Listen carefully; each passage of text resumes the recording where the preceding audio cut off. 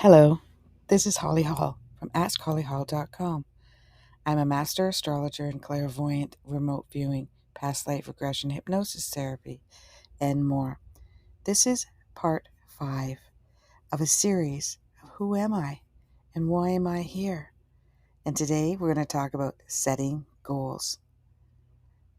How do we set goals? Why do we want to set goals? Astrologically, when I look at certain charts, specifically when they have too much Saturn or Capricorn in their chart, they can define goals as something that teaches them or shows them or expresses for themselves a sense of accomplishment. So sometimes we don't want to go too far with setting goals. We don't want that to be the only way that we define ourselves. So setting goals is to define both short-term and long-term goals, to understand what you want to achieve and in various aspects of your life. Now, this can be very interesting because you want to look at all different aspects of your life, such as career, relationship, health, personal development. Goals can be given in many different directions and many different purposes. Now, there are many people that like to set goals for first thing in the morning. I'm going to do my meditation, my breathing exercises, my Tai Chi, my exercise first thing in the morning. I'm going to eat a good, healthy breakfast first thing in the morning because it gives them this sense of accomplishment throughout the entire day. But in order for you to be able to set these goals, you have to know what you want. So, first thing, you have to define your goal. Identify what you want to achieve.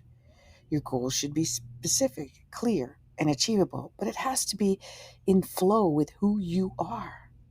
Because it's not about being successful. You want to be smart about it. You want to be specific. And this is the SMART system. Specific, measurable, achievable, relevant, and timely. But you also want to break down large goals into small mini goals. So let's say I want to start meditating. Maybe you're not ready to do 20-minute, 30-minute, 1 hour meditations. Maybe never. But could you do a minute or 5 minutes? Because then you'll know that you set a goal for a 1-minute meditation and you succeeded. Maybe it's difficult for you to exercise. What if you just cranked up a 3-minute song and danced your heart out for 3 minutes? First thing in the morning. And then you set that goal. And that's what's next. And that's prioritizing. Rank your goals based on their importance and the impact. Set short-term and long-term goals, just like I had mentioned. Maybe you're going to try this for a week. Write them down. Put them on your fridge. And then visualize your success. That's the key to manifesting, is visualize that success. See yourself jumping up and down and working out or having fun dancing to a song. See yourself proud that you checked off that box first thing in the morning.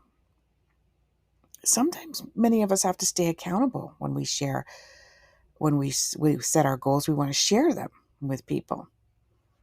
Or you might want to monitor them by having a list that every day you check off or you move the magnet over saying that this has been accomplished.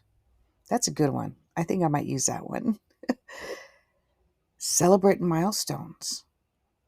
Have some kind of celebratory achievement. Maybe you'll treat yourself to a sweet treat at the end of the week if you ate healthy all week. Maybe you'll treat yourself to a day off of meditation if you don't meditate, if you've been meditating all week. Stay persistent and reflect and revise, because sometimes our goals need to be changed. So this is what I want you to work on this week in getting to know who you are and why you are here. This is Holly from AskHollyHall.com.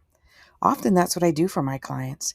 They forget who they are. They get lost in the hustle and the bustle of life, of themselves, of the people around them, and they lose sense of who they are. They lose sense of acknowledging their achievements. They lose sense. They lose their senses. And so I love when I work with clients and I bring them back to their senses. Namaste.